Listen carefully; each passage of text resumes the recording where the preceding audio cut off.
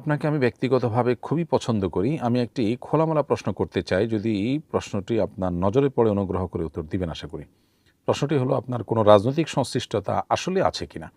আলহামদুলিল্লাহ, নির্দ্বিধায় এটি আমি বলতে পারি যে আ আসন্না ফাউন্ডেশনের যে বৃহত্তর কর্মসূচি আছে এবং মহাকর্মযজ্ঞ আছে, এগুলো পরিচালনা করবার স্বার্থে আমরা ঘোষণাই দিতে হয়েছে এবং আমাদের মেমোরান্ডামে আছে এটি একটি অরাজনৈতিক প্রতিষ্ঠান, একটি অরাজনৈতিক চ্যারিটেবল প্রতিষ্ঠান।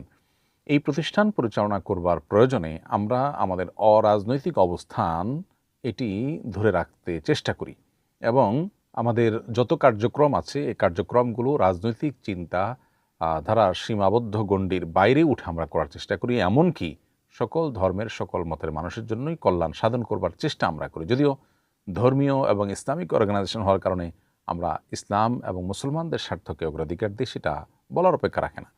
কিন্তু বাংলাদেশের প্রচলিত যে দলীয় রাজনীতি আছে, সেই দলীয় রাজনীতির কোনোটির কোনো পর্যায়ের সাথে আমি সম্পৃক্ত নই এবং এগুলোর কোনোটির সাথেই আমরা আসলে জড়িত নই।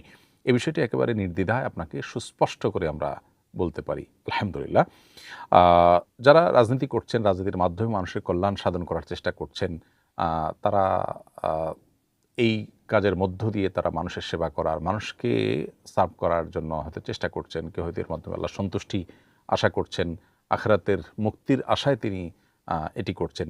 প্রত্যেকটা মানুষ যার, যার দৃষ্টিভঙ্গির আলোকে কাজ করছে। আমরা আমাদের ক্ষুদ্র পরিসরে যে কাজগুলো করছি, এই কাজগুলো এবং রাজনীতি ২ টি একসাথে চালানো সম্ভব নয়। আমরা বেছেই নিয়েছি যে আমরা মানুষের সেবামূলক কার্যক্রম, দাওয়ামূলক কার্যক্রম এর মাধ্যমে মানুষকে আমরা সেবা দিব এবং সেটার জন্য আমাদের রাজনৈতিক পরিচয় তো বটেই, এমনকি কোনো, কোনো ক্ষেত্রে ধর্মীয় পরিচয়কেও আমরা মাথায় না রেখে অন্য ধর্মাবলম্বী হলে তাদের উপকার করার, কল্যাণ সাধন করবার চেষ্টা আমরা করি।